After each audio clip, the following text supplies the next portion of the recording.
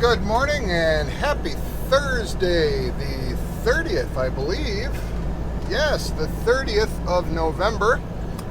And we are on a little highway 15 in Ohio, taking a little bit of a different approach to getting down towards the Cincinnati area from Holiday City.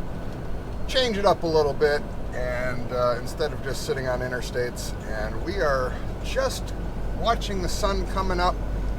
And so we made it yesterday from, I left off in Terre Haute, Indiana, and we did our little drop and hook there, and we took that loaded trailer that we pulled out of there and went to Holiday City, Ohio, to the big Menards distribution center, and we did yet another drop and hook there. And the trailer that we have now, I just hooked it and then shut down and spent the night outside of the front gate there at the distribution center, because I had I think just under 2 hours left, maybe an hour and a half, something like that, left on my clock. Would have made absolutely no sense to continue on from there going the route that I'm going, because there's nowhere to park. So I just stayed there. I was tired anyway.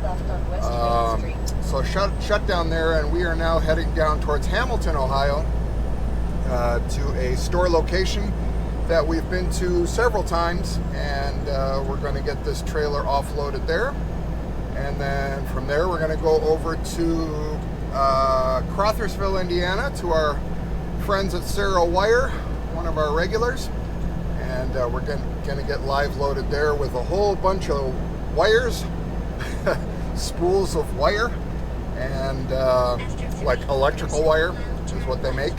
And we're going to bring that up to Eau Claire, to the Menards DC and World Headquarters up in Eau Claire, Wisconsin. And from there, I'll probably grab a trailer and head back to the terminal for my home time. Whether I drop it in the yard or stay hooked to it, I have no idea. Or maybe I'll get a trailer going to Plano, Illinois, that is, because you can always drop that off on the way to the terminal. But we will see. So, we're just watching a beautiful morning progress as the sun's coming up. And we're on these tiny little highways today, going through the Ohio countryside. And it's just starting to become daylight. And this is one of those things about trucking. This is something you see quite a bit. If things are going the way they should, most truck drivers would agree that starting as early as possible in the day is a good thing. Makes your whole day and your whole schedule and what you do day in and day out a lot easier. Easier to find parking, blah, blah, blah, blah, blah. Plus, you get to take advantage of all the daylight hours that there are. And in the wintertime, there's not very many of them. So you got to take advantage of that. So, we continue on through our little meandering way through Ohio, and more later. Man, how's that for a beautiful sunrise? Look at that sky. I hope that comes through on the video. Absolutely beautiful. Yeah, that's one of the things that really hooks you with trucking, I tell you. You get to see these sunrises and sunsets and all these landscapes. Absolutely magnificent. So please stay there, school bus. Please do not try to turn. Thank you. God, they always scare me when they creep up like that. It's like, yeah, that's what I want to see. I want to see a school bus full of little kids turn out in front of me as I'm doing 59 miles per hour on a back road. Jesus. Anyhow, I'm just marveling at that sky, and I thought, well, I should share it with y'all because, oh, shut up, I'm not even close. That's the lane departure warning. The truck gets a little wonky when it's kind of dim lighting. It can't see as well. Anyhow, man, just enjoying the drive so far. It's gorgeous. So greetings from Lima, Ohio. Some would say Lima, but I've been told by at least one or two people it's Lima. I don't know. Anybody that's from Ohio that happens to see this, If that's wrong, let me know, because I always trust the natives to know how they pronounce the name of their town, right? So I'm going to go with Lima for now because that's what I remember being told. But anyway, the reason I'm throwing this quick little interjection in here is that I want to give some advice to all of my fellow drivers who happen to be new or brand new or maybe a little less experienced. And that is, you are the captain of your ship. Period, end of subject. I don't care who you're working for. I don't care what the situation is. You are the one who is driving the truck, which means 100% of the responsibility of what happens with that truck is your ass.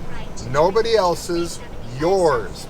And the reason that I say that is that not too long ago, I was given some advice by somebody, some guidance, whatever you want to call it, but they asked me why I was taking a particular route, which I thought was kind of unusual, because, you know, after you've been driving for a while, people generally don't ask you why you're taking a route you're taking, right?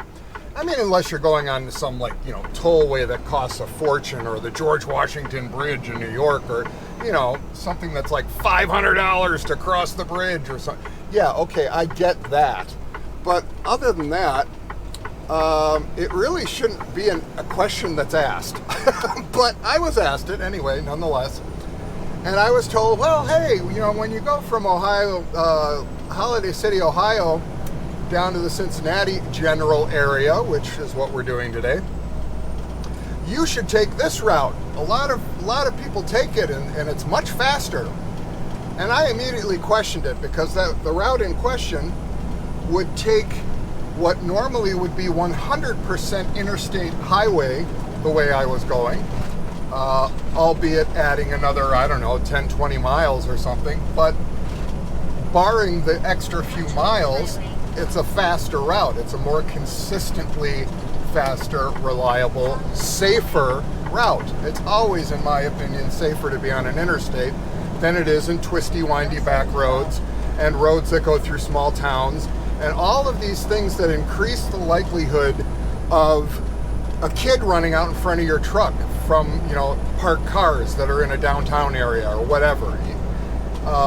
The more you can keep a truck on an interstate and away from small towns and small streets and little traffic like that, the better, because they don't belong there. So I immediately questioned this person when they gave me the advice. I'm like, are you sure? I said, because my experience has been, you know, some of the U.S. highways, if you know the routes, I mean, if you're familiar with where, you know, wherever this place is, U.S. highways, country roads, state routes, whatever, there's nothing wrong with them. As a matter of fact, they can be wonderful things to know shortcuts and, you know, different ways of getting to places, which I do in a lot of parts of the country. You know, I do have little cut-throughs and byways and stuff that I use, but this one I question, because, again, we're out in Ohio.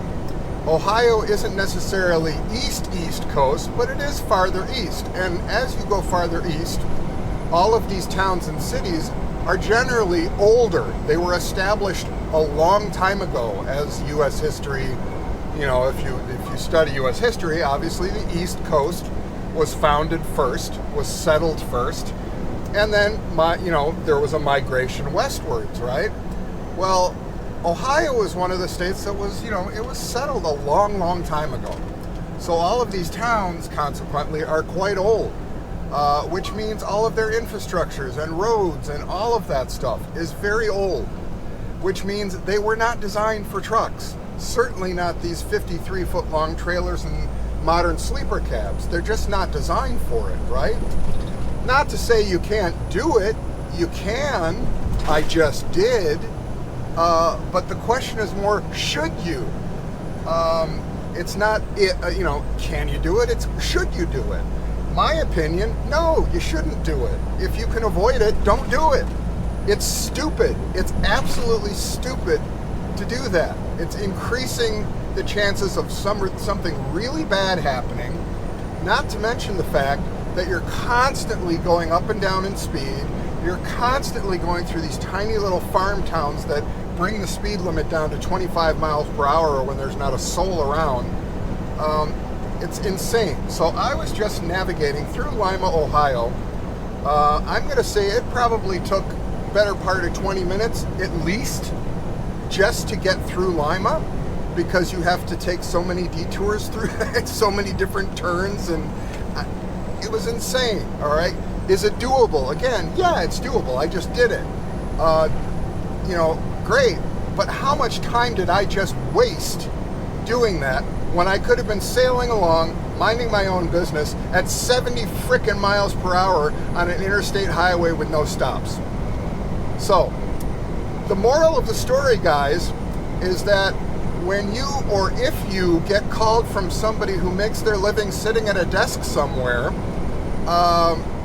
and they want to give you advice as to how you should be driving your truck or where you should be driving your truck, listen to what they have to say thank you for the advice, hang up the phone, and drive the truck the way you think is best. Again, it's your responsibility, it's your ass, you're the one who has to make the time, you're the one who has to plan your route, you're the one who has to be to that customer on time, you're the one who has to make sure you don't get into an accident. All of these myriads of things that the driver has to manage on a day-to-day, hour-to-hour, minute-to-minute, second-by-second basis is all on you, not on that person sitting behind a desk. So yeah, that's the last time I will be taking any routing advice from anybody that isn't a driver themselves.